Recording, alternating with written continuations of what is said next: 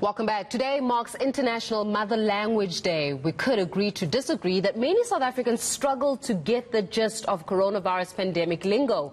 So many terminologies surrounding this global pandemic, such as efficacy, herd immunity, asymptomatic, just to name a few. Now, where does this leave an ordinary South African with a limited educational background?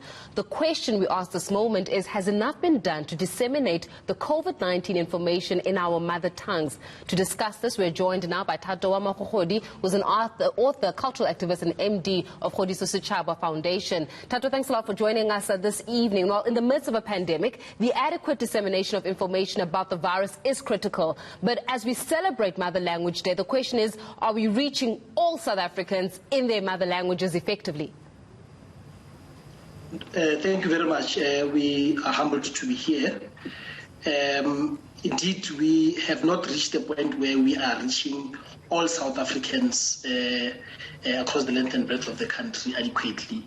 And I think we need to improve on the packaging of information to our people, which I suppose should include the ability to really craft the language such that it is able to reach our people in a softer manner. And importantly, because we are celebrating International Mother Language Day, it's important that we try and translate the terminology in their languages that they speak across the length and breadth of the country. So we know that our languages are rich. However, do our languages cater for terminologies such as herd immunity, efficacy, pandemic, epidemic, which we've now become accustomed to during this time?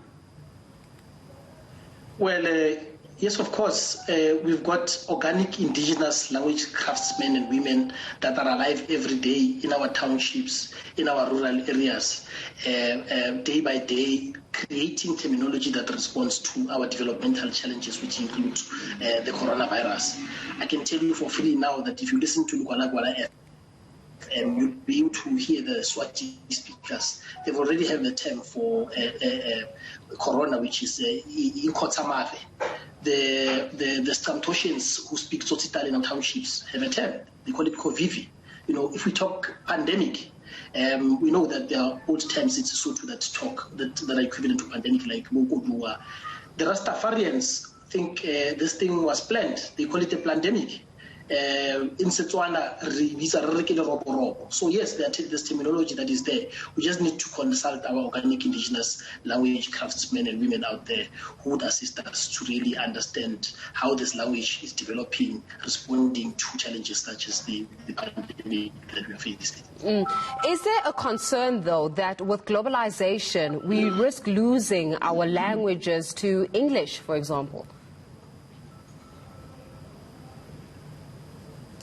Of course, the great Ngugi Diongo says that the call for the restoration of our languages is a call for, the regenerative reconnection with thousands of revolutionary tongues out there.